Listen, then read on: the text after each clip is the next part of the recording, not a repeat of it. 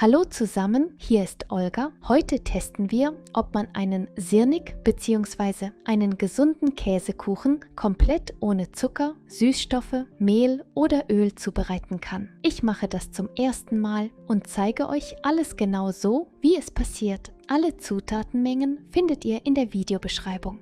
Beginnen wir mit dem Apfelmus. Dafür brauchen wir 900 Gramm Äpfel, etwa 7 Äpfel. Hier seht ihr die Größe der Äpfel, die ich verwende. Sie sind etwas größer als mittelgroß. Die Äpfel schälen. Süße Äpfel eignen sich am besten für dieses Rezept. Aber natürlich könnt ihr auch solche verwenden, die ihr nicht pur essen möchtet. Die geschälten Äpfel vierteln, Kerngehäuse entfernen und in mittelgroße Stücke schneiden.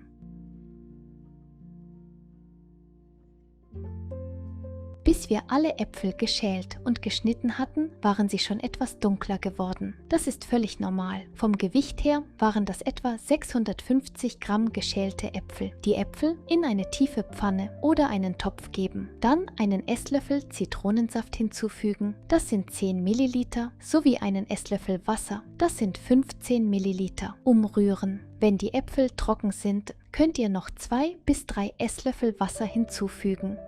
Wir geben Wasser dazu, damit die Äpfel nicht zu früh anbrennen, und Zitronensaft, damit das Mousse nicht dunkel wird. Die Äpfel bei mittlerer oder sogar etwas niedrigerer Hitze unter gelegentlichem Rühren köcheln lassen, bis sie weich sind. Das dauert etwa 15 bis 20 Minuten. Dann die Äpfel in eine tiefe Schüssel geben und mit einem Stabmixer pürieren, bis ein glattes, gleichmäßiges Mousse ohne Klümpchen entsteht. Das Mousse ist dick, lecker und süß, auch wenn meine Äpfel etwas säuerlich waren. Vom Gewicht her solltet ihr 500 bis 550 Gramm Apfelmus erhalten.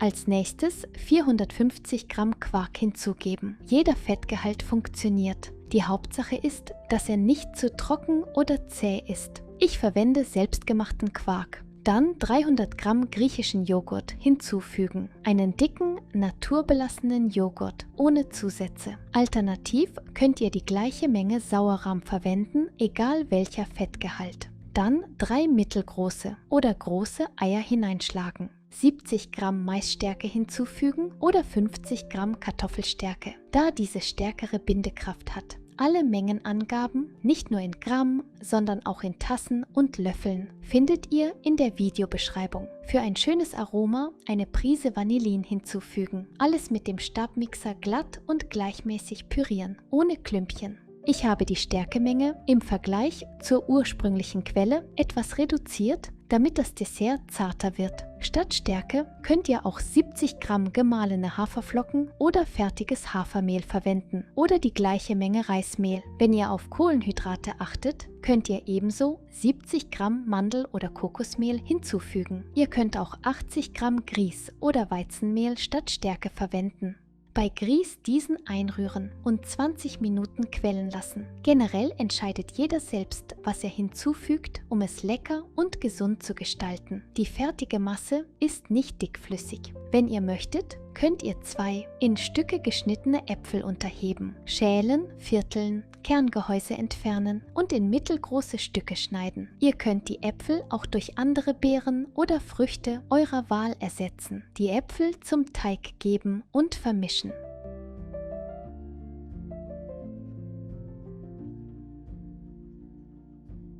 Als nächstes braucht ihr eine Springform mit 20 bis 21 cm Durchmesser. Damit nichts ausläuft, mit einem einzigen ganzen Blatt Backpapier auslegen. Dazu das Backpapier zunächst zerknüllen und dann die Form damit auslegen. So reißt es nicht. Statt einer Springform könnt ihr auch eine rechteckige oder quadratische Form verwenden. Das Dessert muss auch nicht hoch sein, welches Volumen es in der Form einnimmt. So bleibt es nach dem Abkühlen. Die Oberfläche mit einem Spatel oder Löffel glatt streichen und, wenn ihr möchtet, mit Mandelblättchen bestreuen. Ich schneide das Backpapier auch zurecht. Das ist für mich einfach praktischer. Den Quarkkäsekuchen im vorgeheizten Ofen bei 170 Grad Celsius etwa 1 Stunde backen. Das fertige Dessert wird in der Mitte noch leicht wackeln. Lasst es direkt in der Form auf Zimmertemperatur abkühlen. Ihr könnt ihn auch noch warm anschneiden, aber dann hält er die Form weniger gut und sieht eher wie ein Quarkauflauf aus. Nach einer Nacht im Kühlschrank die Form und das Backpapier entfernen. Dieser Käsekuchen kann auch einfach ein paar Stunden im Kühlschrank gekühlt werden. Das reicht ebenfalls aus.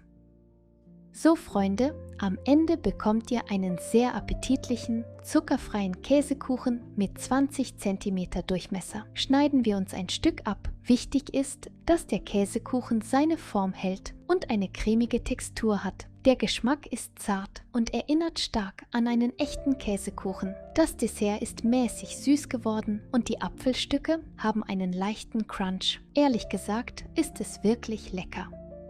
Falls es jemandem nicht süß genug ist, könnt ihr ein Stück mit Sirup, Marmelade oder zerdrückten Johannisbeeren mit Zucker beträufeln, so wie ich es gemacht habe. Wenn ihr mich fragt, ob man das Apfelmus im Dessert herausschmeckt, ehrlich gesagt merke ich es kaum. Man merkt kaum, dass Mousse die Hauptzutat ist. Die Äpfel verleihen dem Käsekuchen definitiv eine fruchtigere Note, aber die Quarknote dominiert trotzdem. Insgesamt wird das also ein ungewöhnlicher, zuckerfreier Käsekuchen, der wirklich lecker ist. Wenn ihr Ernährungseinschränkungen habt, lohnt es sich definitiv, ihn zu machen. Manchen wird dieser Käsekuchen gefallen, manchen nicht. Das ist Geschmackssache. Ihr könnt selbst entscheiden, ob ihr es ausprobieren wollt. Wie immer, unterstützt mein Video bitte mit einem Like und Abo. Ich freue mich auf eure Kommentare. Ich wünsche euch allen einen friedlichen Himmel. Bis zum nächsten Mal, meine Lieben. Tschüss.